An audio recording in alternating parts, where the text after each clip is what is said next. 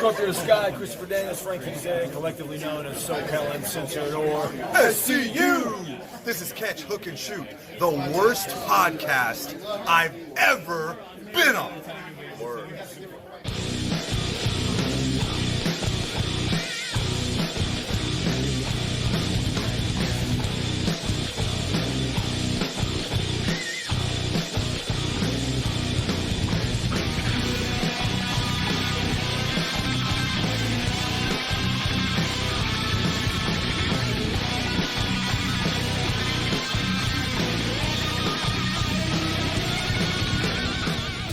What's going on, everybody? Welcome to a very special edition of Catch, Hook, and Shoot, the best podcast you've never heard of. My name's Tom. I am your host. Today is Friday, September the 11th, 2020. As always, got to thank everybody for listening, watching, and subscribing on YouTube, Podbean, Spotify, Apple Podcasts, or wherever you get your podcasts from. Make sure you're following on social media on all platforms. You can find the show at Catch, Hook, Shoot.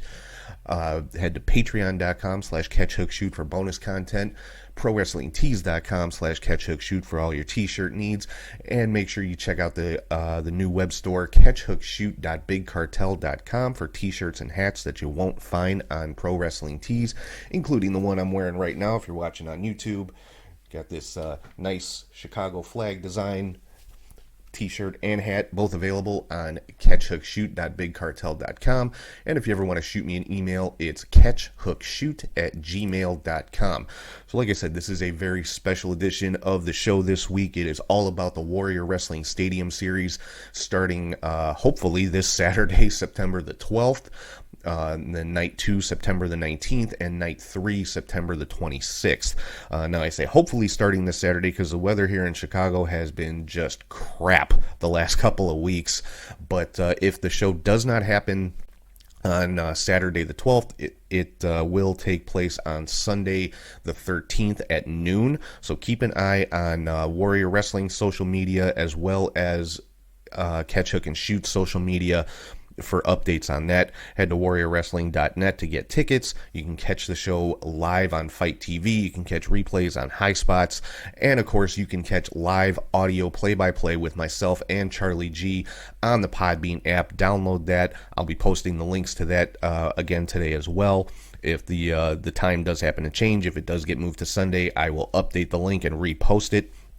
But, so yeah, what's going on today? I had a conversation with the CEO of Warrior Wrestling earlier this week, Mr. Steve Tortorello, and we broke down the entire card for all 3 days, or at least all the matches that have been announced thus far. Night 3, the entire card has not been announced yet, but we go through what has been announced so far. And if you didn't see it on social media earlier this week, which I hope you did, Steve gave me a huge scoop on a match that had not been announced yet, so it was made official here on Catch, Hook, and Shoot. That was posted Monday night.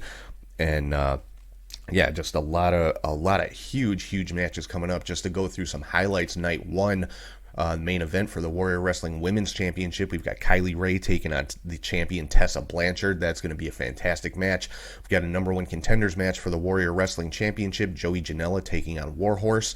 And for the AAA Latin American Championship, Isaias Velasquez taking on Dagger. That is huge. A AAA championship being defended on a Warrior show.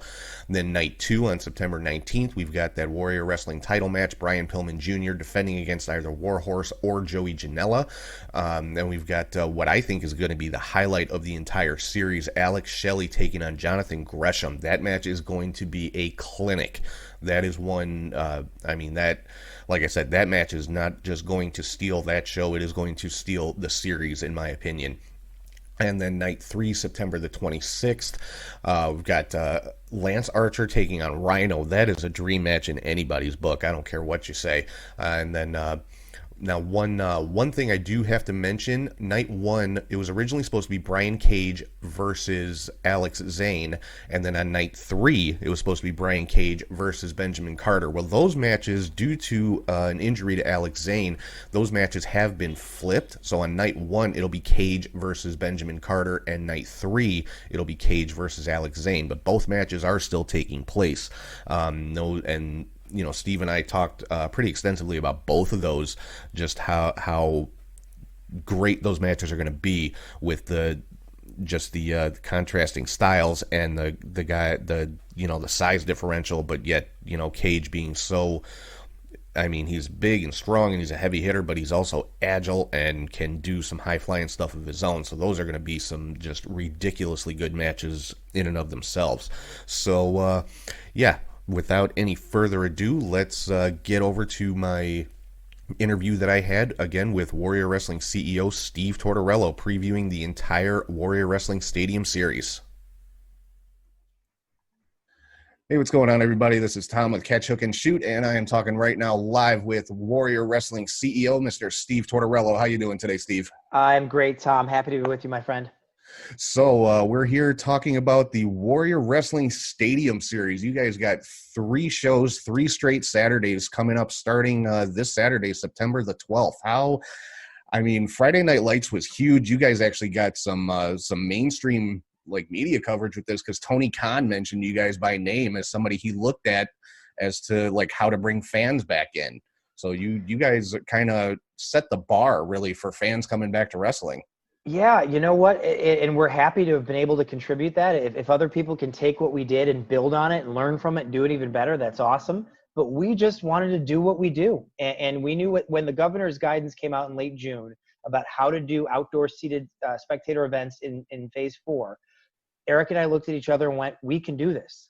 And we were very meticulous about it. And so much of it depended on the fans, and the fans were awesome at the show. And so I think that opened a lot of eyes for people. I know, as well that the folks who run the collective really looked at it as well. And now the collective is going to go in Indianapolis. So we're happy to have been able to maybe open the door a little bit, and hopefully other organizations and promotions can knock the door open and we can all get back to doing what we love. Yeah, and it was a great show first and foremost, but Warrior always is. Honestly, I've come to expect nothing less from you guys. But just the way that you guys handled everything, from the seating to the fan fest, with still letting the fans have access to the wrestlers but being safe about it. It was just all around. It was just awesome. Thank you so much. Yeah, we tried really hard. And, we learned a couple of things that we're going to do differently for the Stadium Series to make it even safer.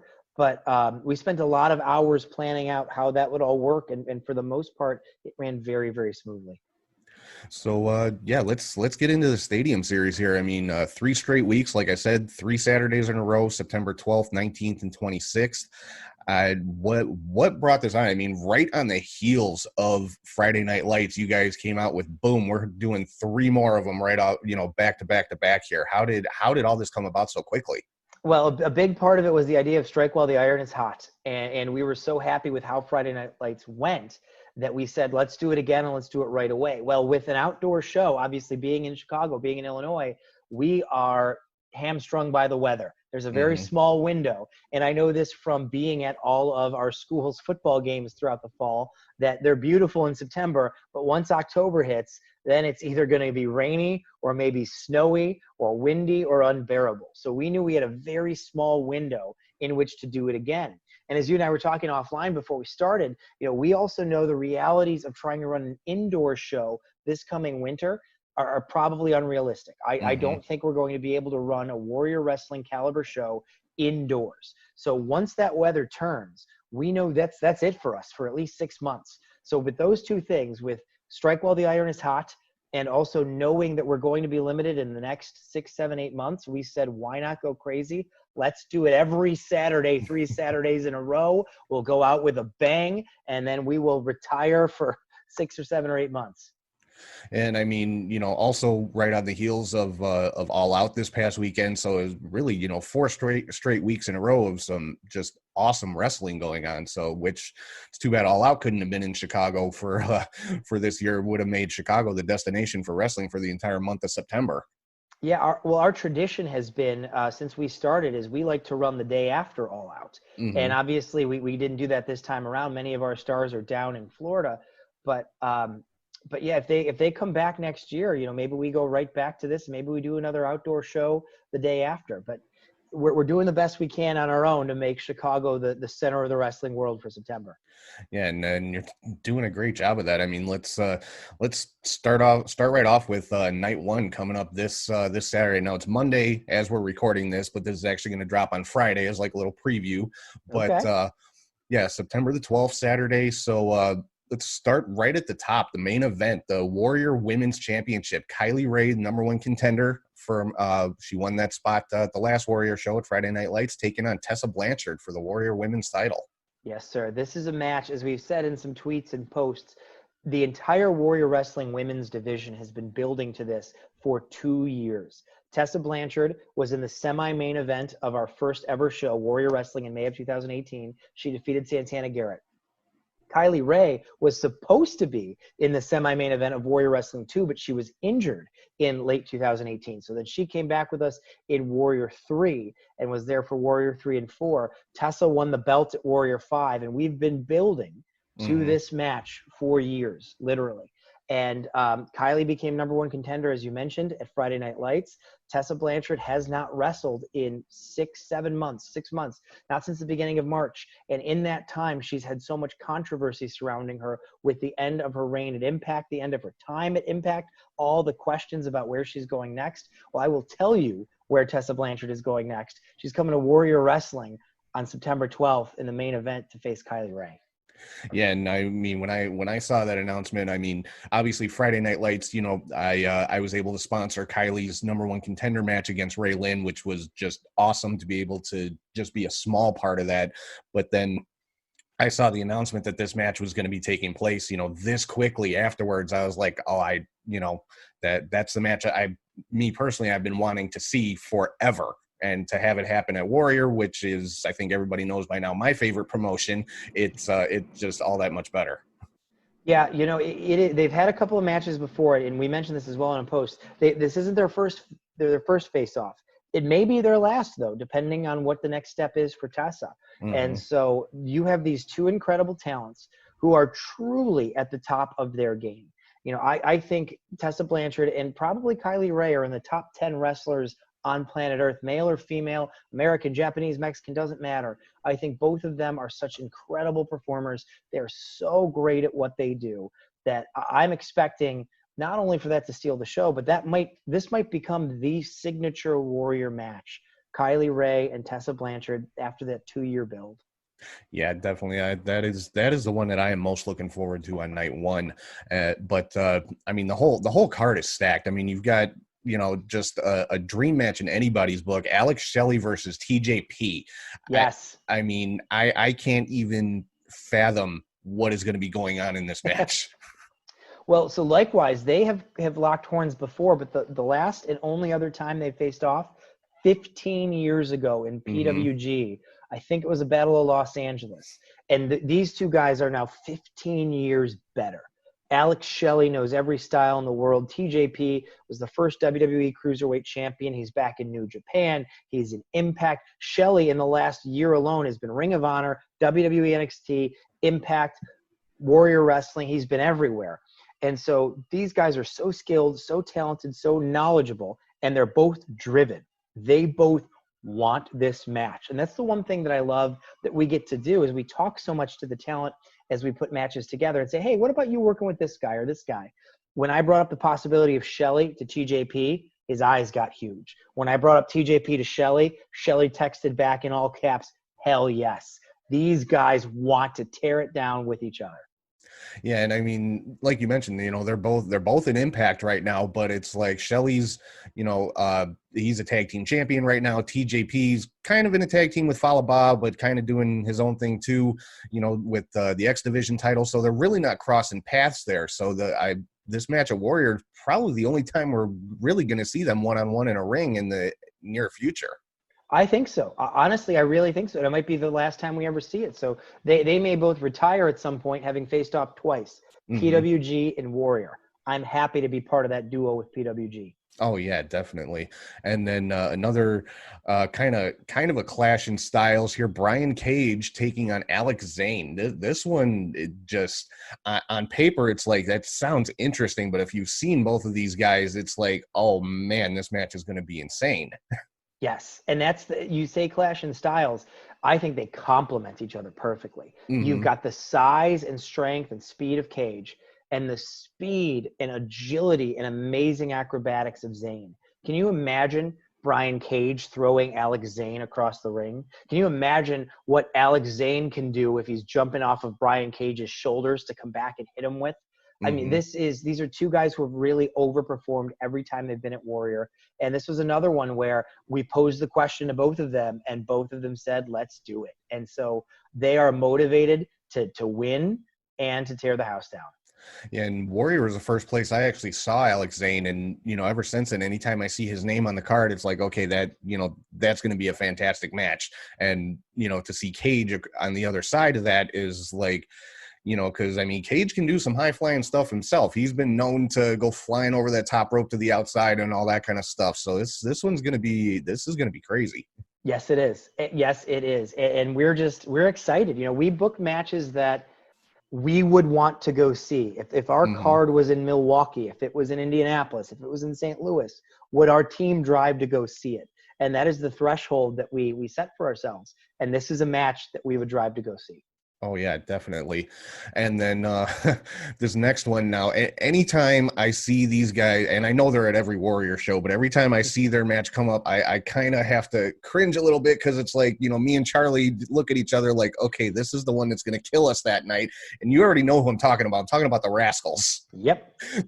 And this time they're taking on Chris Bay, Myron Reed, and Jordan Oliver. I mean, seriously, you guys just challenge us more and more to keep up with calling these matches every time. Play-by-play during a Rascals match is the most treacherous part of any wrestling show. Yes. Yes, I can speak from experience on that one, but it's always like a show-stealing match with those guys though too. Well, because they're motivated. That is the thing that we've found over the years as we worked with different people, and some talents have come in and come out of Warrior. When you find people that are, number one, incredibly talented at what they do, and number two, great people to work with, and number three, want to do a great job, then you've hit a home run. And that's the Rascals. They show up to every show with ideas for us. Hey, next show, could we do this? Could we do this? What about this? They want to be there, and they want to do the best that they can, so just, real quick, peeling back the curtain for a second. During Friday Night Lights, we actually changed the lineup of the show a little bit. The Rascals were supposed to go on a little bit earlier than they ended up going on. And that's because they came to Eric, and then they came to me in the back, and they said, hey, we're not ready yet to put on the show to have the match that we want to have tonight. Can we go a little bit later? That just shows you how professional they are and how motivated they are. They want everyone to walk out of that arena or stadium saying, I can't believe what the Rascals did. And you know what? They do it every time. Yeah, they do. And then, like I said, across the ring from them this time, you've got Injustice from MLW and Myron Reed and Jordan Oliver, and they're teamed up with Chris Bay from Impact. I mean, that's another three-man group that can just do some amazing, outlandish stuff. Yes, we've had our eyes on Chris Bay for probably a year now. And when he signed with Impact, that was great. And when he won the Impact X Division title, that was great. And we've been looking for a way to get Chris Bay to Warrior. And we are so happy to have him in this capacity. And Myron Reed and Jordan Oliver, their work speaks for themselves. They've been tearing up GCW, tearing up MLW. And Myron's a guy we've had our eyes on for years. And for a variety of reasons, he wasn't available to us to do our shows. And now he is. And so, again, we sit down with the Rascals and we say, how do we top Rascals versus Alex Zane, Blake Christian, and Benjamin Carter? We bring in Bay, Reed, and Oliver. Yeah, and just skipping ahead a little bit for night two, you've got you haven't announced the Rascals' opponents yet. I'm almost scared to find out who that's going to be, but you guys said you're going to announce it on night one on the 12th. So, but I'm sure everybody will get to hear my reaction live when the announcement's made. Yes, it will be stated live on the broadcast on the 12th this Saturday. So get ready. And so moving on from there, we've got a number one contenders match. The winner of this one gets to face Brian Pillman at night two, Joey Janela versus Warhorse. Yes, sir. This is going to be brutal. Yeah. I mean, Friday Night Lights, both of them were victorious. Warhorse won the Spartan Stadium Stampede Scramble match, and Janela was victorious over Jake Something. They're incredible wrestlers with great movesets. They also both have cult followings. Yes. People love Warhorse, and they love Joey Janela. So I think this might be one of the loudest matches of the night because we are going to have a lot of dueling fans in the stadium. And at the end of that match, half the fans are going to be thrilled and half are going to be upset, but they're all going to be invested. Yeah, and I talking about fans, every time I've seen Warhorse at Warrior show, there's this one, she can't be more than 5 years old, comes out with the Warhorse face paint, and he even calls her Mini Horse, and he pulled her up to the front at the last show and was like headbanging with her. It just was really cool. It just shows how much this guy can just captivate the fans of any age. Yeah, when he transitioned, when he went from being the Warhorse Jake Parnell to just Warhorse, when he found his true essence, he became immediately a phenomenal professional wrestling figure. And that's what he is. That's why the kids are captivated. That's why the dudes are captivated. Everybody gets what he is and loves him for it.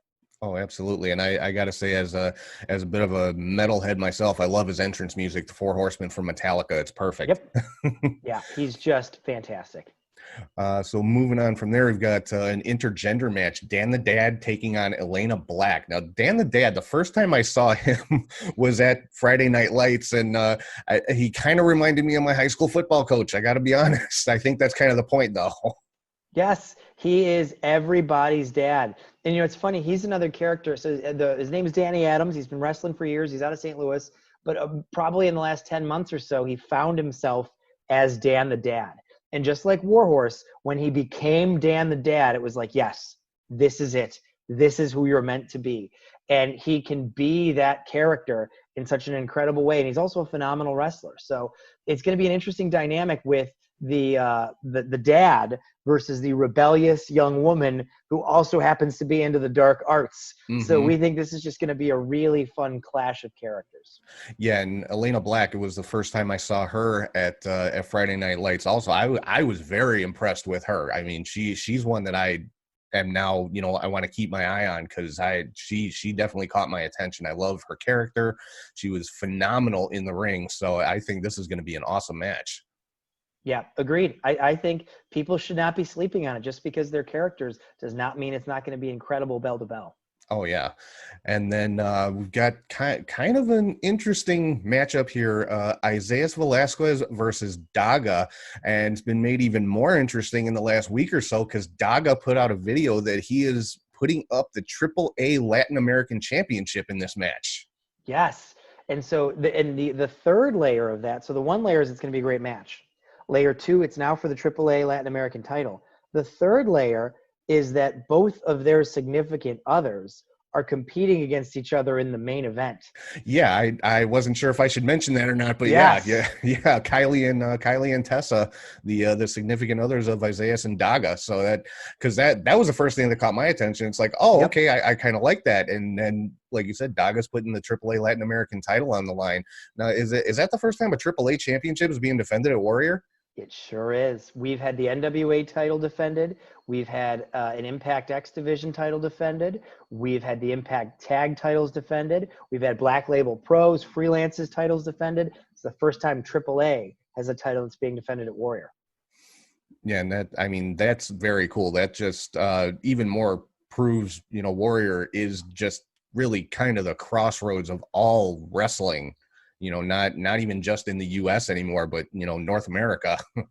Yeah, and that's what we've said. Our goal is to be that crossroads, that train station where guys from this organization, that organization, they can cross. And only at Warrior can you see them face off against each other. Mm-hmm. And then this next one, this is just going to be a straight-up fight. Filthy Tom Lawler versus Kevin, is it Q or Koo? I'm not sure. Kevin Koo. Yeah. And Kevin Koo, of course, is a tag team partner of Dominic Guarini in MLW. Their team's called Violence is Forever, but this is a singles match. Kevin Koo and Filthy Tom Lawler. Like I said, this is just going to be a slugfest. Yes. And that's, again, our goal in putting together these shows is that regardless of what type of wrestling you like, it's there. Do you like high flying? Do you like brawling? Do you like main event style? Do you like crazy action? This is for the fan who likes seeing guys kick the snot out of each other. And that's a Tom Lawler match. It's strikes, it's hard suplexes, it's submissions. And Kevin Koo is the same way. So when you bring Tom Lawler in, you've got to find somebody who can go nose to nose with Tom Lawler, and we've done that in Kevin Koo. Yeah, because I know I think it was the last time Lawler was on a Warrior show, he fought Minoru Suzuki, correct? Correct. And yes. that was, my God, I said even before the show, just doing my preview of it, I said it's going to be a symphony of violence, and that's exactly what it was with those two. And I'm thinking this is going to be along the same lines, and I can't wait. I love seeing Filthy Tom Lawler at Warrior. I'm not super familiar with Kevin Koo, but from what I've seen, yeah, this is gonna be one to remember. Somebody is getting their mouth guard or their teeth kicked down 10 yards down the football field. I guarantee you that. Yeah. And then rounding out night one, we've got yet another champion, the NWA Women's World Champion, Thunder Rosa, taking on Kimberly. Again, they have to be considered two of the top women in the world. And yep. I mean, that's, again, going to be a fantastic match. I think I've said that about all of these so far, but it's true. Kimberly has been a sleeper for a while. She's an incredible worker. She just had a great match with Joey Janela in GCW. She can work against guys, work against girls. She's strong, but she's agile. She moves in a way that you wouldn't think, the way that she's built.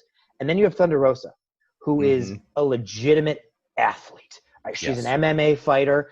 And anybody who's watched Dynamite the last few weeks, she had a great match against Serena Deeb last week. And then at All Out, she probably had the match of the night against Hikaru Shida. And so it is her moment right now. The world is waking up to what those of us who've known Rosa for a long time have seen. And she, just like Chris Bay, she's been on our radar for years. And there have been a couple of different shows where, because of schedules and a few other things, I mean, we wanted Thunder Rosa a year and a half ago. Yeah. And now finally, at this moment when she's blown up around the world, now she's making her Warrior debut. So her and Kimberly, and it's a first time ever matchup. We're so excited to have this happen. Yeah, and like you said, Thunder Rosa, she just this past Saturday, just tore the house down with Shida on at All Out.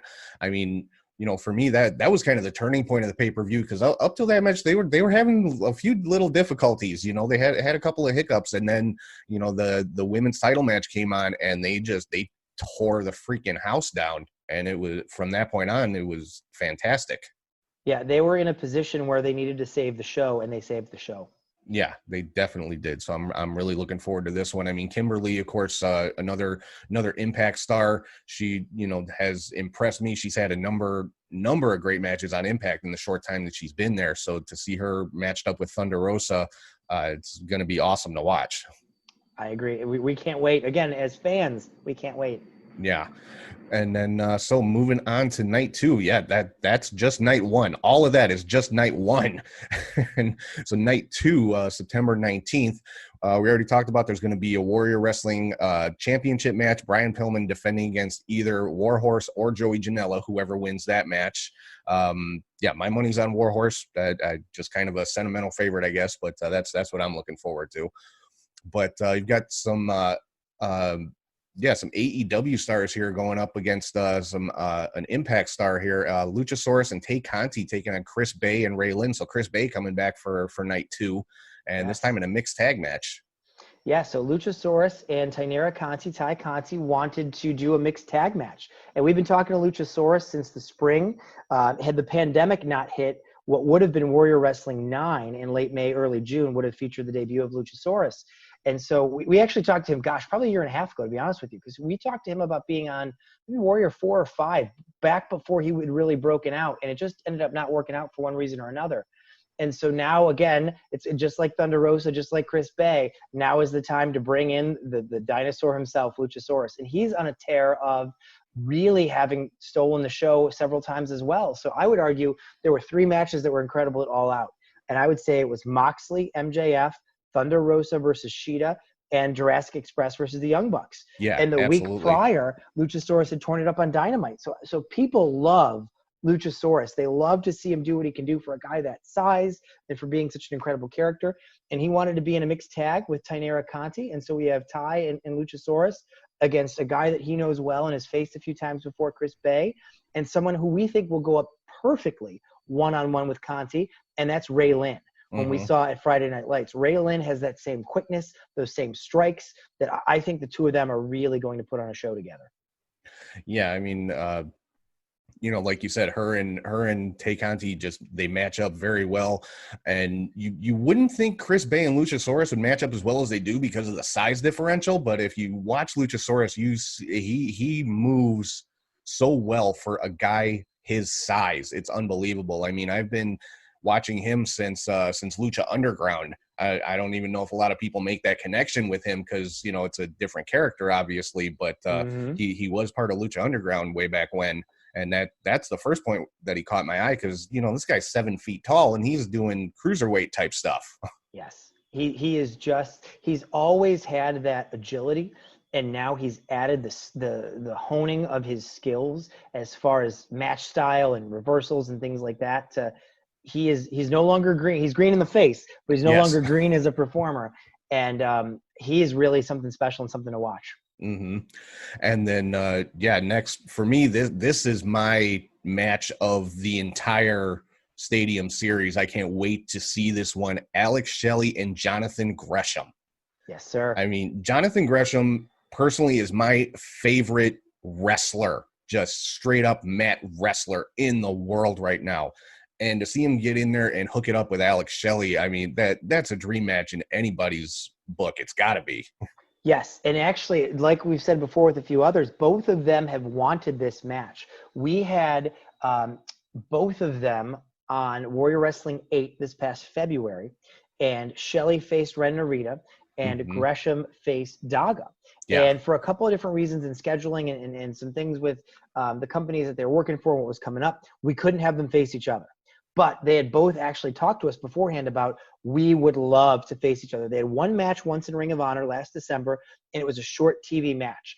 And they both have the utmost respect for each other. And every time I've talked to Alex Shelley since last December, he has brought up to me, if you can ever do it, Steve, me and Gresham, we can do something special. And now just all the cards were played right and the planets aligned, and we get the chance to offer that to our audience at the second night of the Stadium series. So cannot wait for this one. Yeah, that, like I said, that is the one I am most looking forward to, because anybody that knows me knows my favorite wrestling style is that mat-based submission, like, Bret Hart, Dean Malenko type style of wrestling, and Gresham is like the next level of that. So that, this is the one that I'm really looking forward to. And then we got, just what I would call a hoss fight, Sam Adonis versus Jake something. Now at Friday Night Lights, Sam Adonis kind of didn't really finish his match, and you kind of got on him a little bit about that at the end of the show because he tried to break up the main event too. Sam wants to think he's the biggest dog in the yard, and technically he did leave Lance Archer lying at the end of the match, although Lance won by DQ, and Lance was not on the ground for long because he came after Sam. And then I think Sam decided he wanted to pick a fight with some other big dogs too and stand tall over everybody. And his comeuppance was he had to handle all three of them at once, Archer, Cobb, and Cage. And ultimately they put Sam down, and that was our happy ending at the end of Friday Night Lights. Well, Sam is back looking for retribution, and so is Jake Something, who had many people argued the match of the night at Friday Night Lights with Joey Janela, and also did not come out on the winning end. So you've got two guys who are looking to make up for an L at Friday Night Lights, and this is their one shot to do it. This is the only show each of them will be on in the Stadium series. And as you said, they're two hosses. Sam is a legit 6'3", 6'4". Jake Something probably goes 6'1", but they are both built. And for guys that are that strong and that big, they can really move. So this is going to be our, heavyweights going at it match, and we're really excited to have it. Yeah, and I got to know, Friday Night Lights, now Adonis and Archer had their match kind of early in the night, and like you said, Adonis kind of ran away, and Archer just was Archer literally chasing him around the grounds of the school until the main event? I'm curious. I was in the stadium the whole time. Actually, it's usually I'm not in the arena. I'm in the backstage, and I don't get to see much of the show. But I was right in the stadium most of the time, so I'd have to ask Eric what it was like backstage. But the school sits on 90 acres, so Sam and Lance could have played a long cat and mouse game for a few hours. I don't know. Yeah, that was just that had me curious because I'm like, yeah, this is a pretty big piece of property here that they could have legitimately been running around that entire time. Yeah. And then we've got kind of the opposite of that. This is going to be like a more finesse type match here. Trey Lemar versus Lee Moriarty. Yes, we've had our eye on Lee for a while. Trey made his debut at Friday Night Lights against Isaias Velasquez in a beautiful match as the sun was setting and the sky was multicolored, and the two of them just painted something pretty on the canvas as far as high flying, reversals, cool moves. And so Trey versus Lee. Lee is very much in that same school as Gresham. He's almost kind of a hybrid of from the mat wrestling of Gresham and the flying attacks of somebody like a Trey Lemar or a Blake Christian. So the two of them together, I think, are really going to put on something special. They've faced off several times in GCW, AIW. This is their first time doing so in Chicago and doing so for Warrior. I expect a lot out of these two guys. And I'm looking forward to that when Trey Lemar impressed the hell out of me at Friday Night Lights. Lee Moriarty, this will be my first opportunity getting to see him, so I'm really looking forward to this one because I told you before, anytime I see a name on a Warrior card that I'm not familiar with, I'm like, okay, I know this guy's going to be good because Steve wouldn't assign him otherwise. So yeah, and that's always our goal, right? We want big names that people know, that draw everyone in to come see, but we also want to introduce you and everyone else to guys that we think you should know and that we think are on their way up, so that you can say, you know what, I saw Wardlow back when he was in a scramble match at Warrior Wrestling, or I saw, whoever it might be before they hit big. Yeah, and that was exactly the example I was going to use. The first place I ever saw Wardlow was at a Warrior show, and now he's, looks like he's about to split from MJF if I'm reading the signals correctly that I'm seeing on Twitter. But yeah, that was the first place I ever saw Wardlow was at a Warrior show, and again, he was one that impressed the hell out of me, and now he's a part of AEW. Yeah, and I think guys like Trey Lemar and Lee Moriarty are going to do the same. They're going places. Oh, yeah. And then we've got another women's match on night 2. Another one of my favorites in the world right now, Jordynne Grace taking on Kimberly. Now, these two obviously no strangers to each other. They've had a few matches in Impact already, but the matches they've had in Impact have been good. I would imagine at Warrior, it's probably going to be that much better because I would imagine there's kind of less restrictions on them, in an independent type event than there are in a major national promotion. Exactly. All of the guardrails are off, and these two incredible women can do what they do and do it well. It has been a year and a half since Jordynne Grace has been at Warrior, not since she lost in the main event to Tessa to crown the first women's champion. And it's time for Jordynne Grace to start making her way back towards that title. So let's see if she can get the victory over Kimberly, or, Kim might walk out of the 19th 2-0 over Thunder Rosa and Jordynne Grace. And if she does that, I think she has to be the number one contender if she beats two women of that caliber. So there's a lot on the line for each of them. Yeah, I mean, you figure Thunder Rosa, the NWA World Women's Champion, Jordynne Grace, was the Impact Knockouts champion up until a couple of weeks ago. So, yeah, I would say if Kimberly picks up victories over both of them on consecutive weeks, how can you not name her the number one contender? Exactly. And then we've got another tag team match here, kind of an interesting pairing. Ace Austin and Madman Fulton versus that team that I was talking about earlier, Violence is Forever, Kevin Koo and Dominic Guarini. Yeah, so Ace and the Madman have been starting to team on Impact Wrestling, and they are gunning for the Impact Wrestling tag team titles. And so when I talked to them about coming back to Warrior, they said, hey, we would love to take this team on the road and really compete and you give us some major competition. And so Violence is Forever debuts. Kevin Koo will debut the week before, but he and Guarini together on the 19th. And they have just had incredible matches in Black Label. As you mentioned earlier, MLW. They are, that strike, suplex, submission style, but with speed as well. So I call it 4 S's: strike, suplex, submission, speed. That's what those guys do. And Ace Austin is no stranger to throwing some incredible kicks. and the Madman has strength and power. So together, Austin and Fulton versus Violence is Forever, we think is going to be the hardest hitting match of night 2. Yeah, I'd have to agree with that. And if I can go off on a little bit of a tangent here, this is something I've actually been wanting to ask you for a little bit, because you guys always have such awesome tag team matches, just like matchups that people sometimes wouldn't even think of, or just straight up dream matches. Is there any kind of talk or anything about Warrior tag team titles? You know, it comes up every so often. And now that we've announced some of these matches, I've heard it a whole bunch of times on Facebook and Twitter in the last few weeks. I would love to. For us, the hesitation is always, do we have enough shows to defend the titles and really give them the spotlight that they deserve? Mm-hmm. Because this question came up after Pentagon and Phoenix absolutely stole the month against Carlos Romo and the A-Kid. Team White Wolf at Warrior 3. And our whole crew backstage thought, well, gosh, we need to introduce tag titles if we're going to have matches like this. Really, I think that'll be something that we'll look into after the hibernation period. Right. So after we do this series and we take some time off, when we come back in 2021, we will look long and hard about whether we can run enough shows and do enough to really highlight the tag teams. We had actually considered a tag team tournament. We've been kicking that around since probably the turn of the year, and then COVID threw everything for a loop. But we had a lot of ideas sketched out for a tag team tournament to crown champions. So the ideas are there. It's just not time yet.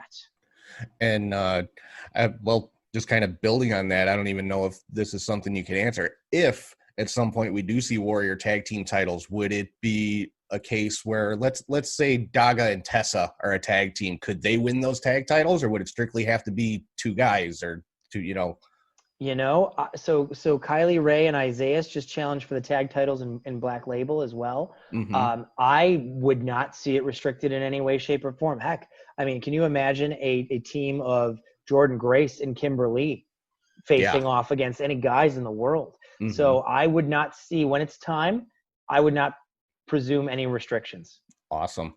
Yeah, like I said, I've been wanting to ask that question for so long, and I always seem to forget when we're talking about a tag team match, so I figured just throw that one in there, see what's what. And then we already talked about, the Rascals are going to have some type of match against somebody on the 19th. I'm still kind of scared of that one. I promise you this, you're going to love it. Oh, I have no doubt of that, but am I going to love calling it? That's the question. But and then rounding out night 2, we've got another scramble match, this time a 6-person scramble match. Beastman, Dan the Dad, Facade, Danny Moe, Joey Keys, and Dante Caballero. Now, is this going to be the same type as the Stadium Stampede Scramble, where it's just kind of 2 people in the ring and somebody gets thrown out, another one comes in, or are there different type of rules to this one? Or well, so this one's actually evolved a little bit. So Dante Caballero and Joey Keys aren't going to be with us. They are 2 Ring of Honor guys, and Ring of Honor was going to kind of send a whole crew to us. And for a couple of reasons, logistically, that's not going to happen. So right now, it's a fatal 4-way. And we're looking to see whether or not we're going to add anybody to bump it up to a scramble. So we're not quite sure yet, but we know already we've got Facade and Danny Moe, the Neon Blondes, and then we've got Dan the Dad, whom we talked about before, and Beastman, who is by far the greatest fan favorite we've ever introduced in a Warrior show. I've probably had 24 people ask me after Friday Night Lights, is Beastman coming back? So yes, Beastman will return. We don't know exactly what the match will look like, but we can promise you that the big beast is coming home. Awesome. Yeah, and Friday Night Lights, again, another one, first time I had seen him, but he impressed me for, a lot of times you think, guys of a certain size, they're not going to be able to do a whole lot in the ring, but he impressed me, and I'm looking forward to seeing him again. Yeah, I mean, he just from a character standpoint, and even just, again, as I said earlier, from a work standpoint, the guy wanted to work hard, great to work with backstage, incredible in the ring, and can move, like you said, in ways that you would never expect. So you know what? We'd love to have him back every time we can. And so that's night 2. Now, night 3 is only, I'm going to guess, probably about half the card has been announced so far. About, yep. Still waiting for, a few more matches to come out. But right off the top, Lance Archer versus Rhino. I mean, man, talk about a dream match. Yes. I mean, we joked a minute ago about Archer chasing Adonis all over the property, but Archer is this unstoppable monster. And as we've seen in All Out, now he's coming for Moxley. He's the AEW #1 contender. Mm-hmm. And since he debuted for us, destroying everyone at Warrior Wrestling 6 last year, there has not been anyone to stand in his way. He destroyed Alex Zane. He destroyed Brian Pillman. He was in the War of Attrition match and did not take a fall. In fact, it was his teammates that lost. And he came out and destroyed Sam Adonis and went face-to-face with Cage in a precursor of the Battle Royal at All Out. So you have to ask yourself, what type of monster would you need to even stand a chance against the Murder Hawk? And the answer is the Man Beast. We're bringing in Rhino. If there's anyone that can bowl over Lance Archer the way he bowls over everybody else, it's got to be Rhino.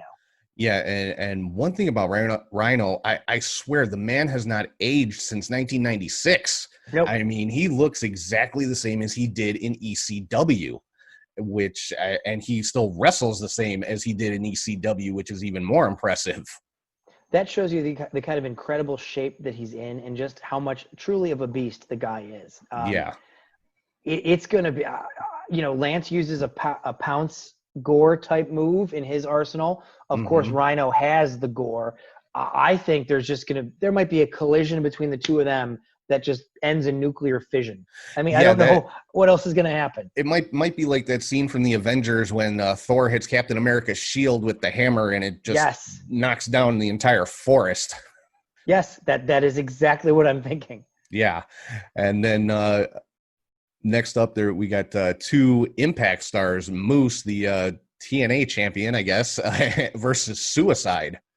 Yes, so Moose is the self-proclaimed TNA World Heavyweight Champion, and he's wanted to defend that title. And so we thought, well, what better way than to do something totally TNA and bring out Suicide, a TNA original, a character that's been played by many, and someone who's really a staple of the years of TNA. And so we're happy to have Moose back. He hasn't been with us for several shows now, and he's really seen his star rise on Impact as of late as this self-proclaimed champion. So it's going to be a fun, it'll be fun for fans of Impact, and it'll be fun for fans of TNA back in the day to see that title again and to see Suicide. So we think it'll be a really unique attraction. Yeah, definitely. And, Moose is one who I know he was in Ring of Honor for a little bit, but since he came to Impact has really, to me, like grown as a performer and as a character and as a wrestler. And even though he's a heel right now, he's one I love to watch because he's one of those type of heels. Like you want to see him get what's coming to him. And of course he never seems to, so. Yeah. In Ring of Honor, he was a big, tough guy, but in Impact, he's a full rounded character. Mm-hmm. And I'm tempted to ask who's playing Suicide, but I'm not going to ask because I don't want to know because it could be you or I. Yeah, that's true. If I disappear from commentary for that match, you never know. And then we've got again Brian Cage coming back, taking on another high flyer and Benjamin Carter. So yes. You guys are really challenging Cage with these matches in this series.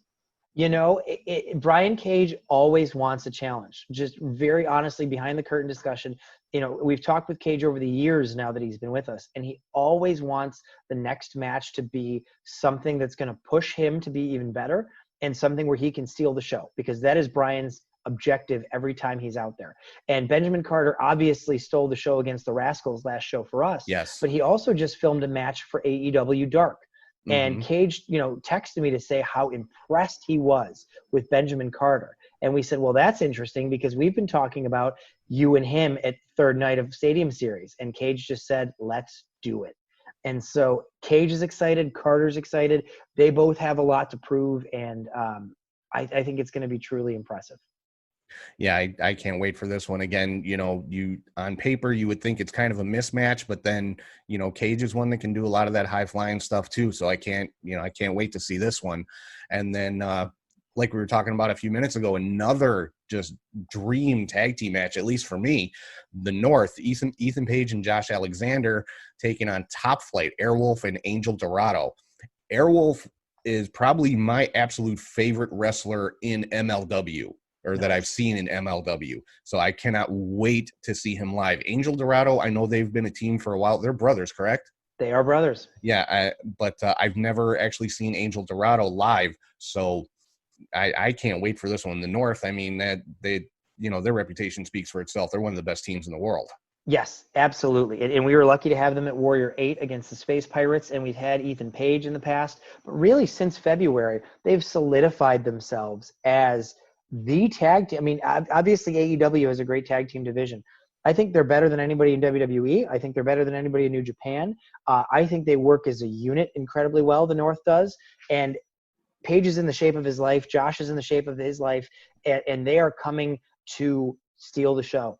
And Airwolf and Angel Dorado, his brother, really just want a chance to show the world what they can do. And those of us that have followed them, whether it be in MLW or up in First Wrestling in Minnesota, those guys are very, very talented. They just need the platform. Well, we're giving them the platform. We're giving them the opponent. Now it's up to them. We'll see who wins, but I know the audience is going to be the ultimate winner at the end of it. Yeah, I can't wait for this. I mean, of the matches that have been announced, this is probably the one I'm looking forward to the most. And that's really all that's been announced to this point. Although I have to ask one question, and you may have to blame Eric for this one. I don't know if he's the one that's been running the Twitter account while you've been out of town. It's combination, so. Okay, well, blame whoever was running your Twitter account earlier today for me asking you this question. Now, I think everybody knows by now, coming up on the 15th, Mike Bennett is challenging Nick Aldis for the NWA World Championship. And, Mike Bennett posted something about the match coming up, and whoever was running the Warrior Twitter account today said something about, hey, win that belt and bring it. Oh, wait, people don't know about that yet. Can you say anything? Well, I will spill the beans fully after they've been partially spilled. The Miracle himself, Mike Bennett, is making his Warrior Wrestling debut at Night 3 on the 26th. And his opponent is Seth. And I will tell you this, it is an old rival of his from Ring of Honor. In fact, you know what, Tom, I'll just break the news right here on Catch, Hook, and Shoot. It's Mike Bennett versus the world-famous Cheeseburger on Night 3 of the Stadium Series. Nice. I know that was going to be my next thing. I know, you had announced Cheeseburger was going to be there, but hadn't said who his opponent was. Wow. Okay. I got the scoop on that one. I said I'm dropping the interview on Friday, but this little segment right here is going on social media tonight. Do it. If that's all right with you. Yes, sir. Totally approved. Awesome. Wow. Mike Bennett versus Cheeseburger. That is definitely an old school Ring of Honor clash right there.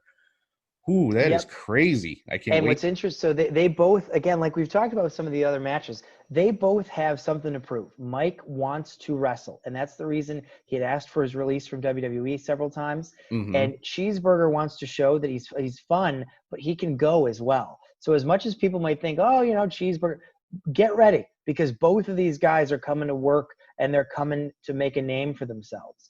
And Eric and I, we used to go to a lot of Ring of Honor shows in 2010, 2011, and these guys were both staples then. Mm-hmm. And now it's one of those weird, surreal moments that they're both coming to a Warrior show.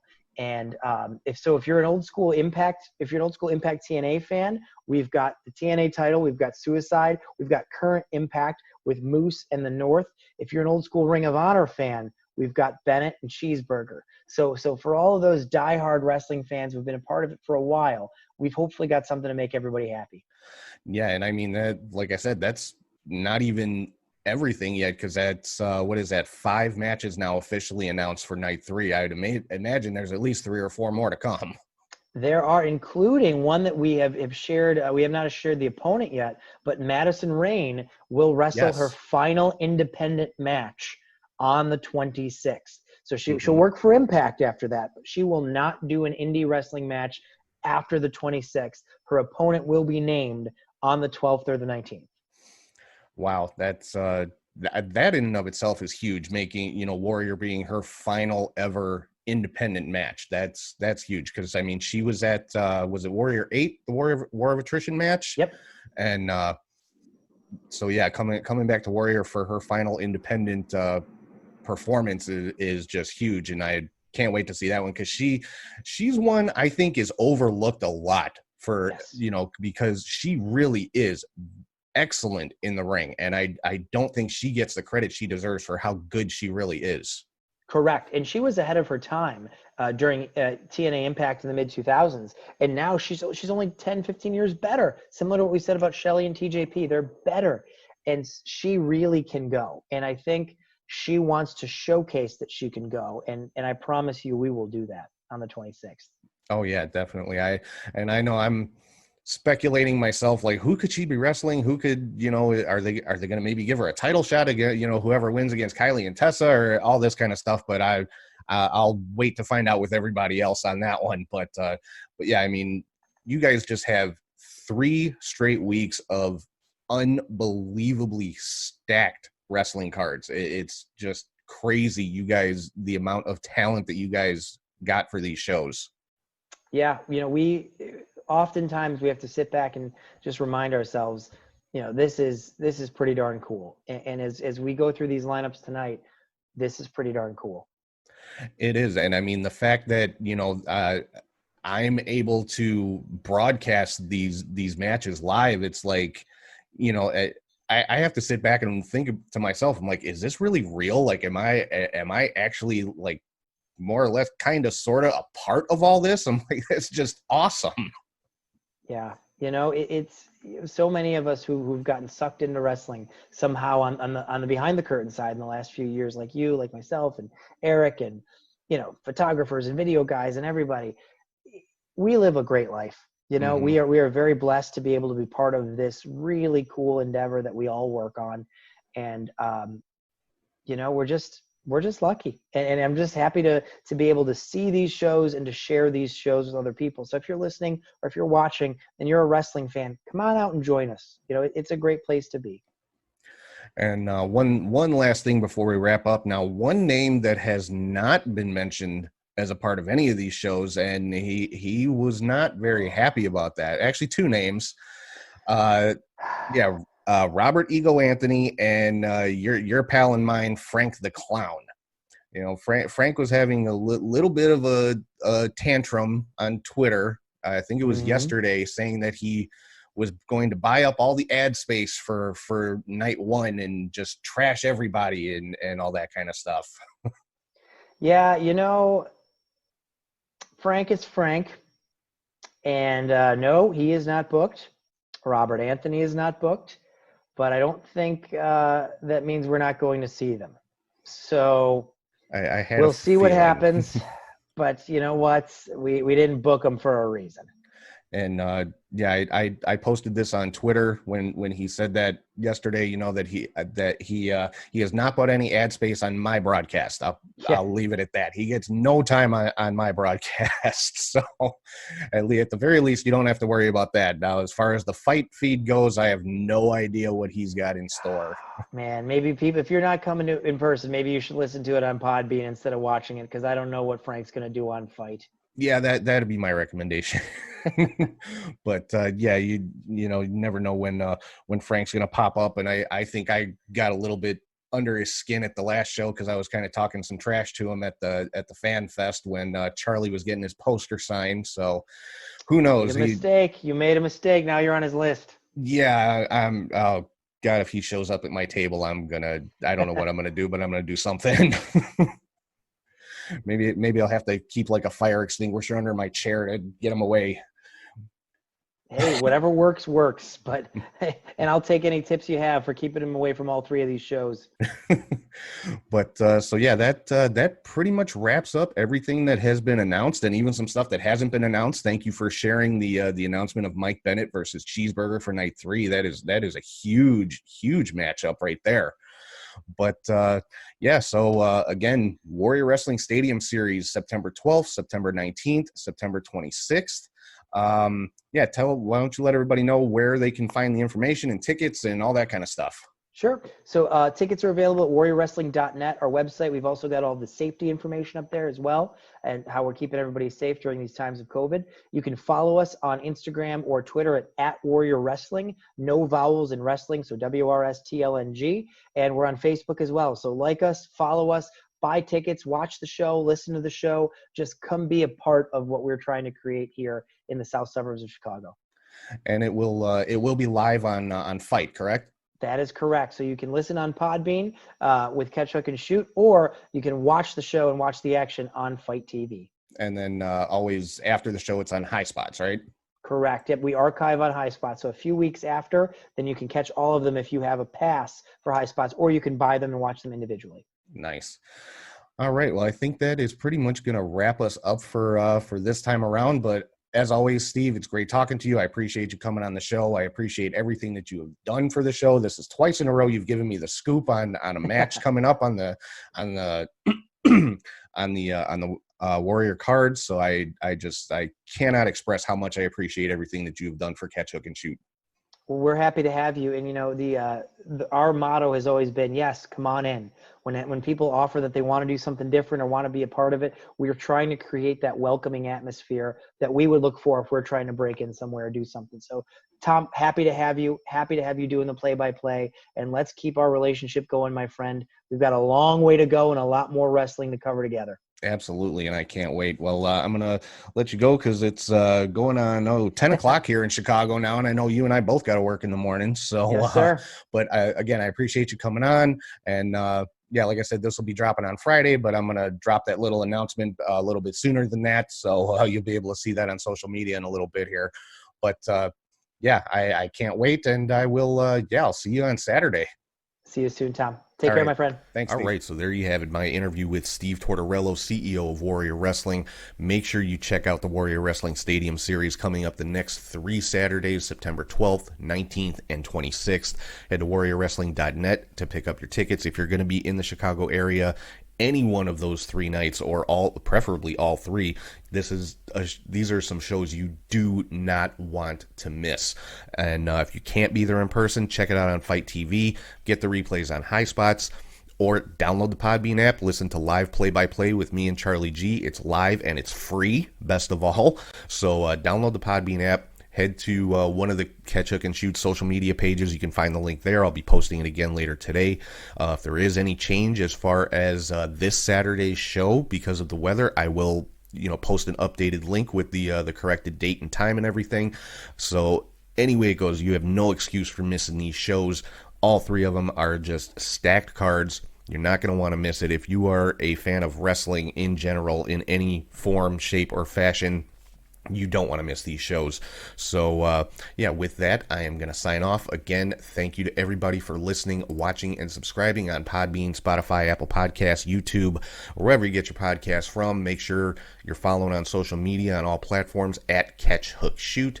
Patreon.com/CatchHookShoot for bonus content, ProWrestlingTees.com/CatchHookShoot for all your t-shirt needs, and CatchHookShoot.BigCartel.com for t-shirts and hats just like the ones I'm wearing right now that you can't find on Pro Wrestling Tees. And if you ever want to shoot me an email, it's CatchHookShoot@gmail.com. So again, thank you to everybody for tuning in, and make sure you check out the Warrior Wrestling Stadium Series coming up over the next 3 weeks. Now, the next 3 weeks, the episode of the show that will be dropping every Sunday will be the live play-by-play from those shows. So that will be the episode each week.